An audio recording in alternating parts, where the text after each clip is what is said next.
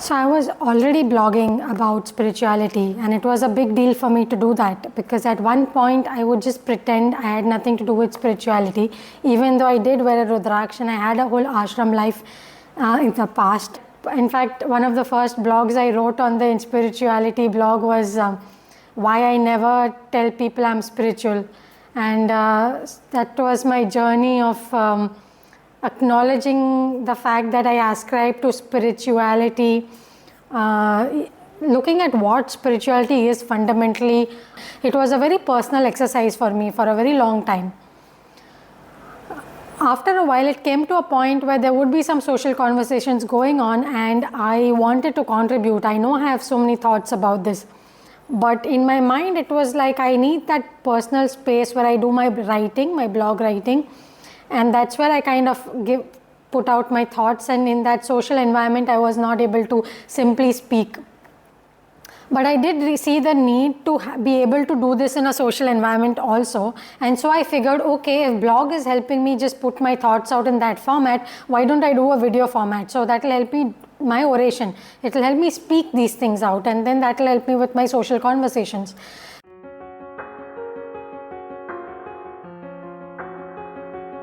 Initially, InSpirituality by itself started off as a space where I needed to just focus on my spiritual thoughts and develop them, because even if you talk to another spiritual person, that person has a different thoughts, different tangent they could go into, and sometimes they are very conflicting also. So first of all, the need is to develop my own thoughts. First of all, let me understand what I am thinking.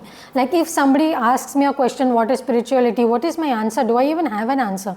Sometimes you have this feeling inside, but you have not articulated it. When you don't articulate it, you don't, if someone suddenly asks you, you'll just say some random answers, but you will not feel completely satisfied. So it was very important for me that I have satisfactory answers which I have articulated and I am happy with. So that's how InSpirituality started. As I've mentioned in the description also, this is a space away from the inane social conversations, and a lot of these inane conversations that happen, it's usually gossiping, it is usually cribbing, it's usually things which will lead to suffering. It encourages the thoughts which eventually lead to suffering. So this is a very conscious effort to build these kind of thoughts which lead us in the right direction, which eliminate suffering from our life, which thus are spiritual in nature. You know, just within my own mind and within that little block space of mine, I was just exploring thoughts about what actual spirituality is for me, and connecting it with why people say this and why it is not that, and all such things were going on. It was a very personal exercise for me for a very long time. After a while, it came to a point where there would be some social conversations going on, and I wanted to contribute. I know I have so many thoughts about this, but in my mind it was like I need that personal space where I do my writing, my blog writing, and that's where I kind of put out my thoughts. And in that social environment I was not able to simply speak. And also because on the blog, right, you get that time and the attention to be able to put a whole thought out in its entirety. It could be 300 words, 500 words, 800 words. In a social conversation, it's all fast moving, and you may say a few things, somebody may take a completely wrong meaning, so you have to just veer away and address that. But I did see the need to be able to do this in a social environment also, and so I figured, okay, if blog is helping me just put my thoughts out in that format, why don't I do a video format? So that will help me, my oration, it will help me speak these things out, and then that will help me with my social conversations. So that was one reason, and the second reason was that by the time I had made a whole bunch of really interesting spiritually minded people, different, you know, some were from Isha Foundation, a lot of them were not from there, like Ramana Ashram, Tiruvannamalai. I had a whole circle there, and I was traveling so much, so I even have an international circle which have their own spiritual things going on. So that creating that spiritually minded circle for me was such a big deal that I really felt I should offer this to the world. And I know for a lot of y'all it's not possible to create this circle, or even if you create, it will be within your own locality. You may not be able to create the kind of varied circle I have, simply because I travel so much. So because of that, that's how again this YouTube channel made sense, because it's good for interview style conversation. So that's how InSpirituality began. I interviewed Spurti, who was a good friend of mine, and she had this whole Devi Yantra thing going on, and I was a little clueless about it. So that whole series of videos was one of the first I had shot for this channel. Then of course the YouTube channel had a lot of other benefits as well. I am now able to have spiritual conversations with people in social settings with a lot more ease. The second thing is that when I started interviewing, first I just started interviewing my friends, then I have expanded my circle a little bit to start interviewing other people. The moment I got into that space of interviewing, so I'm asking so many questions, and I am also now thinking from the audience perspective and thinking what would they want to know, and accordingly asking questions. It has changed how I interact. Like if I go into a temple, I'm so comfortable to go into the management and ask 5 questions. Either it could be from the perspective of if I get interesting answers, maybe I can interview someone, but also from the perspective that maybe tomorrow I will do a video, just a travelogue sort of a video on this temple, and if I had all this information, I can give it to my viewers.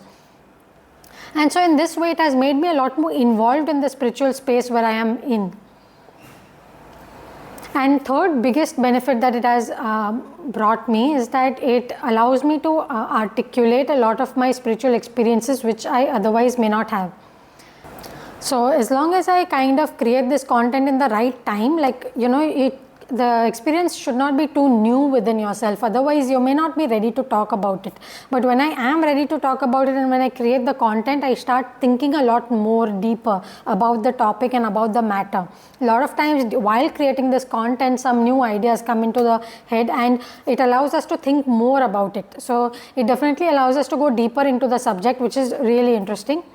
There's an internal shift that has happened through all of these years, because my need to simply create content is lesser, but I am in a much better space to create content for other people, because I've just had so much more experience over time and I'm so much more comfortable creating this kind of content. It's just matured my thinking process and allowed me to come into a space where I can help people. And that is actually happening offline as well, because either due to some videos I've created or because now they know that I am totally into this thing. Some people come to me with certain experiences and I am able to kind of help them in limited ways, because I always feel that there is the problem of overstretching, where we are also sadhakas only, so you can't really be too much in that helping space, but definitely some small inputs, suggestions can be given. The other very big factor within a spiritual channel, and which has been happening with me as well, is that a certain energy gets built up and you almost feel maybe there are even other factors which are influencing what kind of content starts coming out. Like for example, if you are aware, just from March, April, May, I did this whole series of content on Narsimha. It was spurred by just some internal bhakti bhav that happened, and I started researching into Narsimha, the deity, and I started putting status updates, and I created one blog post. And then I finally, on May 21st, which was Narsimha Jayanti, I put up this video on Mapada Sevanam, who has this amazing, powerful story of Narsimha Bhakti. So in this way, you see, this is like, it's not something that I've planned out thinking of some great YouTube strategy. It's just some bhakti bhav happens, and so these are these X factors taking place, and that is happening a lot. And I think that is very exciting. In fact, even when I was blogging, actually, there is a certain space we get into which is very interesting. Like for a lot of us, what was happening, not a lot of us, but at least one other girl, she was sharing that, which is similar to me, when we start doing our Isha Yoga practices, which is Shakti Chalan Kriya and all that stuff. So all of a sudden within those practices, clarity of which blog I should be writing, which video I should be making, all of that starts happening.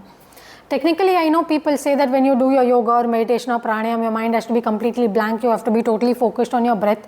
The fact is, it doesn't happen for a lot of us, and especially in my case, when I start getting a lot of clarity for life in general during these practices, and that is the natural flow of how these practices are happening. So there is no need to force yourself.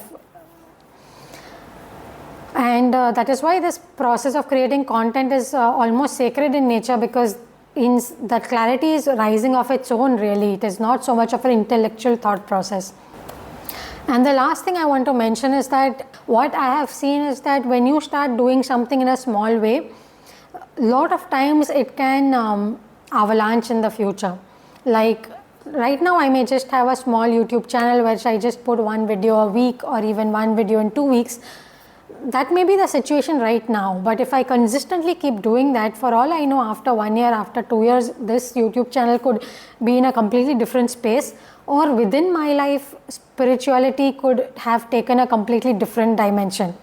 A lot of times that happens. For example, I have cycle toured. Like I go on my cycle completely alone. I go on my cycle, I do cycling, camping in so many countries of the world. I think some 7 countries around the world I have gone and done solo cycle touring.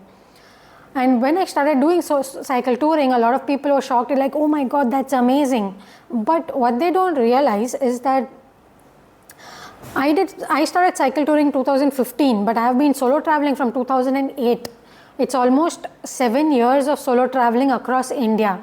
So what people don't realize is sometimes big things may happen, but they require so much of a ramp up, which nobody notices a lot of times.